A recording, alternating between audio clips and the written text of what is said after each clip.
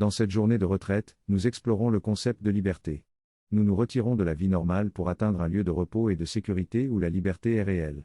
Nous sommes invités à exprimer pleinement notre soi, à avoir confiance en nos sentiments et à donner la permission à la liberté d'exprimer ce que notre esprit pense et notre cœur ressent. Il est souligné que la liberté ne peut être entravée que par nous-mêmes et que notre confiance en notre capacité à exprimer notre soi de la forme est essentielle.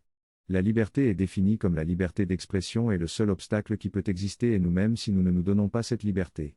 Il est également suggéré que notre idée du soi idéal peut être une illusion, une image créée à partir de nos croyances religieuses, de nos lectures ou de l'admiration que nous avons pour certaines personnes. Cette image idéale est considérée comme une fausse image, une idole symbolique qui n'a pas de réalité. Et pour atteindre la liberté, il est nécessaire de se débarrasser de cette image idéale et de reconnaître qu'elle est le produit de notre apprentissage. L'image idéale que tu poursuis est tout autant une illusion que les autres buts mondains auxquels tu t'es accroché. C'était un objectif centré sur l'ego, qui te faisait croire que tu n'étais pas assez bon tel que tu es. L'idée de ton potentiel était utile pour t'encourager à apprendre et à te rapprocher de ta vraie identité, mais maintenant il est temps de laisser tomber ces constructions mentales. Chercher à atteindre une image idéalisée ne te mènera pas à la réalisation de ton soi véritable. En devenant obsédé par cette image, tu te sépares de toi-même et des autres. Tu manques de célébrer ta différence et tu gardes le monde en attente que cet idéal soit atteint. Tu es aussi accompli que n'importe quel être illuminé, mais tu dois abandonner tes images, y compris celles d'un soi idéal, pour être vraiment libre. Tes imperfections sont en réalité des dons qui font partie de ton entièreté et de ta sainteté.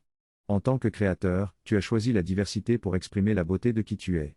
Il est temps de réaliser que tu peux exprimer cette beauté et cette vérité ici et maintenant, sans attendre ou imiter personne d'autre. Si tu changes l'objet de ton désir, il se peut que tu réalises ta liberté. Rien ne peut t'empêcher d'exprimer la beauté et la vérité de qui tu es, même pas l'ego. Tu as la capacité innée d'exprimer cette beauté et cette vérité en étant vivant. Cependant, ton incapacité à l'accepter est la cause de ton chagrin et de tes prétentions. Tu as perdu cette capacité d'expression en adoptant des pratiques d'apprentissage qui cherchaient la similitude plutôt que de reconnaître les différences comme des dons.